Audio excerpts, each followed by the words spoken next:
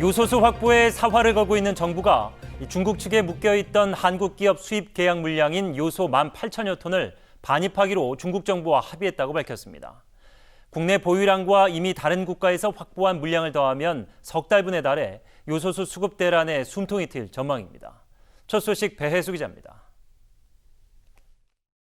한국 기업들이 중국 측과 이미 계약한 요소 18,700톤이 곧 국내 반입 절차를 밟습니다. 이 가운데 차량용은 1,300톤으로 300톤이 우선 오는 18일 중국에서 출발할 예정입니다. 이와는 별개로 산업용 요소 2,700톤은 오늘 오전 중국 청도항을 출항했습니다. 정부는 중국 수입 물량에다 베트남, 호주 등과 계약한 물량을 합하면 확보한 차량용 요소수는 2달 반 분량에 달한다고 밝혔습니다. 여기에 아직 파악하지 못한 국내 보유량을 고려하면 앞으로 석 달 정도는 문제가 없을 것으로 전망하고 있습니다. 협의가 잘 돼서 이게 아마 조만간 해결이 될 것 같습니다. 그러면은 한 2만 톤 정도면은 상당 부분 이런 어려움을 해소할 수 있을 걸로 생각이 됩니다.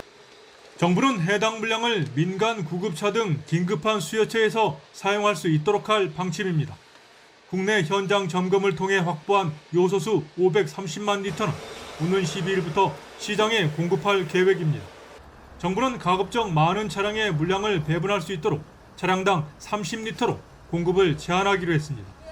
가격도 기존 시장 가격 수준인 리터당 1,200원 선에 맞추기로 했습니다. 정부는 컨테이너 화물차 10,000대 중 약 7,000대가 요소수를 공급받을 수 있을 것으로 예상했습니다. OBS 뉴스 배혜수입니다. 청와대가 서훈 국가안보실장 주재로 국가안전보장회의 상임위원회 회의를 열고 국내 요소수 수급 안정화 방안을 협의했습니다. 참석자들은 요소수 수급의 안정화를 위해 확보된 물량의 신속한 도입과 수입 다변화 등을 적극 추진하고 이를 위해 관련국들과의 외교적 협의에 총력을 기울여 나가기로 했습니다.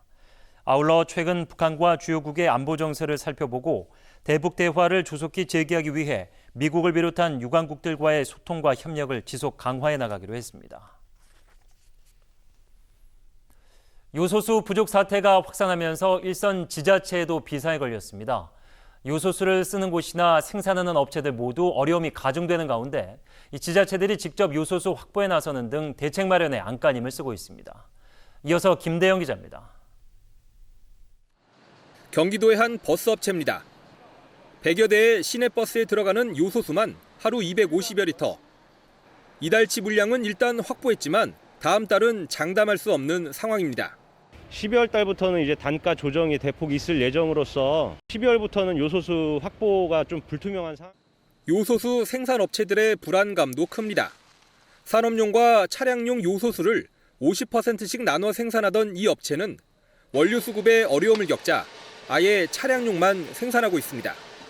최근 주문이 폭주하고 있지만 현재 갖고 있는 원료로는 2주 정도밖에 생산할 수 없습니다. 중국에서 수입이 막히면서 지금은 전량 차량용만 생산을 하고 있고요. 지금 저희가 남아있는 재고로는 이달 말이면 다 소진이 될 것 같습니다. 지자체들도 비상입니다. 평택시는 재고 현황과 수요 조사에 들어갔고 성남시는 TF를 구성해 대책 수립에 나섰습니다. 안산시는 생산업체로부터 요소수 200톤을 공급받아 대중교통과 화물차 업계에 우선 지원할 계획입니다. 200톤을 공급받을 수 있도록 협약을 했습니다. 한 달 물량을 확보했고 경기도는 31개 시군과 필수 목적을 제외한 경유 차량 운행을 자제하기로 하는 등 사태 장기화에 대비하고 있습니다. OBS 뉴스 김대영입니다.